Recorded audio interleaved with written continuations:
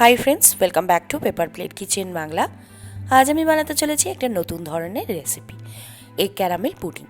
এই egg caramel pudding কিন্তু আমরা ডেজার্ট হিসাবে খেতে পারি, আর এই পুডিংটা আমরা বাড়িতে থাকা উপকরণ দিয়ে খুব ইজিলি কিন্তু বানিয়ে নিতে পারি। আর এই এগ ক্যারামেল পুডিংটা কিন্তু খুব সফট টাইপের হয়। তো দেখা যাক এই এগ ক্যারামেল পুডিং বানানোর জন্য কী কী উপকরণ লাগছে। এই উপকরণগুলো কিন্তু আমি ডেসক্রিপশন বক্সে সমস্ত দিয়ে দিয়েছি, চেক করে নেবেন। প্রথমে একটা কড়াইয়ের মধ্যে আমি দিয়ে দিচ্ছি হাফ কাপ চিনি। চিনিটাকে ক্যারামেল করে নেব। এর জন্য 2 থেকে 3 চামচ জল আমি দিয়ে দিচ্ছি। জল কিন্তু খুব বেশি দেবেন না, ক্যারামেলটা কিন্তু হতে টাইম লাগবে। আর এই সময় চিনির মধ্যে জলটাকে একটু মিশিয়ে নেব, আর গ্যাসটাকে একদম হাই ফ্লেমে রাখবো। চিনির মধ্যে জল দেওয়ার কারণ হচ্ছে ক্যারামেলটার কালারটা তাহলে খুব সুন্দর আসবে। হাই ফ্লেমে রেখে 5 থেকে 6 মিনিট কিন্তু এইরকমভাবে চিনিটাকে ফোটাতে হবে। আর এই সময় কিন্তু আর কোনো রকম কোনো স্প্যাচুলা, খুন্তি বা চামচ ব্যবহার করবেন না। একটুখানি সাইড ধরে এরকমভাবে নাড়িয়ে নেবেন। অলরেডি কিন্তু হালকা হালকা কালার চেঞ্জ হচ্ছে। কালার অনেকটা চেঞ্জ হতে যখন শুরু করবে তখন কিন্তু ফ্লেমটাকে একদম আস্তে করে দেবেন, না হলে কিন্তু ক্যারামেলটা পুড়ে যাবে আর খেতে একদম তিতো লাগবে। অলরেডি কিন্তু ক্যারামেলটা তৈরি হতে শুরু হয়ে গেছে। আমি কিন্তু গ্যাসের ফ্লেমটাকে একদম আস্তে করে নিয়েছি। কালার চেঞ্জ হতে শুরু করে দিয়েছে। একদম লাল কালার হওয়া পর্যন্ত অপেক্ষা করতে থাকবো। আর এই ক্যারামেলটা কিন্তু সাথে সাথে আমি কড়াই থেকে নামিয়ে বাটিতে নিয়ে নেবো, যে বাটিতে আমি পুডিংটা সেট করব। খুব তাড়াতাড়ি কিন্তু এটাকে করতে হবে, না হলে ক্যারামেলটা জমে যেতে পারে। ক্যারামেলের কালারটা কিন্তু একদম চলে এসছে।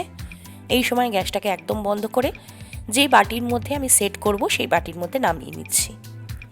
বাটির মধ্যে খুব তাড়াতাড়ি কিন্তু নামিয়ে নিতে হবে। এটা খুব তাড়াতাড়ি নামিয়ে নিয়ে বাটির মধ্যে হাত দিয়ে ধরে এইভাবে ঘুরিয়ে ঘুরিয়ে সেট করে নিতে হবে। আমার বাটিটা আমি এখানে ছোট ব্যবহার করেছি, ওই জন্য খুব তাড়াতাড়ি সেট হয়ে গেছে। আপনারা বড় বাটি ব্যবহার করলে খুব তাড়াতাড়ি কিন্তু এটাকে সেট করে নেবেন। একটু ঘুরিয়ে ঘুরিয়ে ভালো করে বাটির মধ্যে মাখিয়ে নিচ্ছি। সেট হয়ে গেছে। এবার এটাকে আমি সাইডে রেখে দেবো। এরপর আমি 3টে ডিম নিয়ে নিয়েছি। 3টে ডিম আমি ভালো করে ফাটিয়ে নেব এখানে।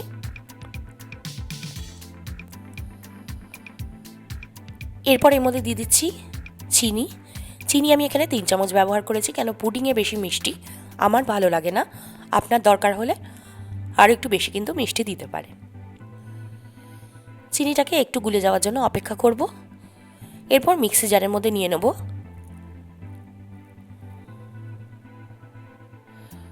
চিনিটাও কিন্তু মিক্সি জারের মধ্যে নিয়ে নেব, যেটা গুলে যায়নি। এরপর এর মধ্যে দিয়ে দিচ্ছি দুধ, যেটা আমি আগে থেকে বয়েল করে ঠান্ডা করে রেখেছি। 1 কাপ দুধ আমি এখানে দিয়ে দিয়েছি। আর ডিমের গন্ধটা থেকে দূর করার জন্য এর জন্য দিয়ে দিচ্ছি 1 চামচ ভ্যানিলা এসেন্স। এরপর এটাকে মিক্সিতে চালিয়ে নেব। একটা ফ্রদি টাইপের মিক্সচার কিন্তু তৈরি হয়ে গেছে। এরপর এই মিশ্রণটা আমি যে ক্যারামেল সেট করেছিলাম বাটিতে, তার মধ্যে দিয়ে দিচ্ছি। এরপর বাটিটাকে কিন্তু আমি স্টিমে বসাবো। স্টিমে বসানোর জন্য একটা কড়াইয়ের মধ্যে আমি জল নিয়ে নিয়েছি। দিয়ে দিচ্ছি একটা কাপড়, আর এর উপর দিয়ে দেবো একটা বাটি। উল্টো করে রাখবো বাটিটা। কাপড় দেওয়ার কারণটা হচ্ছে যখন জলটা ফুটতে শুরু করবে তখন যেন বাটিটা নড়ে না যায়। পুডিংয়ের বাটিটা বসিয়ে দিয়ে এর উপর একটু ঢাকা দিয়ে দেবো। তারপরে পুরো কড়াইটাকে কিন্তু একদম ঢেকে দেবো। 35 মিনিটের জন্য একদম ঢেকে দেবো। 35 মিনিট পরে চেক করব। আর এই সময় কিন্তু একদম লো টু মিডিয়াম ফ্লেমেই রাখবেন। 35 মিনিট হয়ে গেছে। এরপরে একটা টুথপিক ঢুকিয়ে দেখে নেব পুডিংটা হয়েছে কিনা। টুথপিকটা যদি ক্লিন আসে তাহলে বুঝতে হবে পুডিংটা কিন্তু হয়ে গেছে।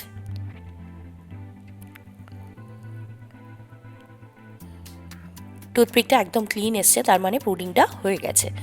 এরপরে কিন্তু পুডিংটা আমি ফ্রিজে রেখে দিয়েছিলাম 1 ঘন্টা। রেফ্রিজারেটরে নয়, এমনি ফ্রিজে রেখেছিলাম 1 ঘন্টা। 1 ঘন্টা পর চারপাশগুলো ছুরি দিয়ে এইভাবে কেটে নিচ্ছি। ছুরি বা স্পুন দিয়ে কিন্তু কেটে নিতে পারেন, চারপাশগুলো, তবেই পুডিংটা সুন্দর মতো বেরিয়ে আসবে।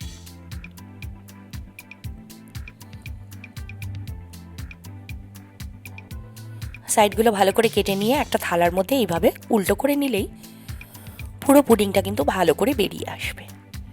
তৈরি হয়ে গেছে এগ ক্যারামেল পুডিং।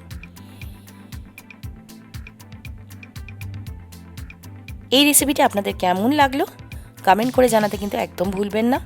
আর রেসিপিটা আপনাদের ভালো লাগলে লাইক আর শেয়ার অবশ্যই করবেন। এরপরে আমি এটাকে কেটে নিয়ে সার্ভ করে দিচ্ছি একটা প্লেটের মধ্যে। পুডিংটা কিন্তু একদম সফট হয়েছে আর খেতেও কিন্তু এই পুডিংটা দারুণ হয়। অবশ্যই এই পুডিংটা ট্রাই করুন।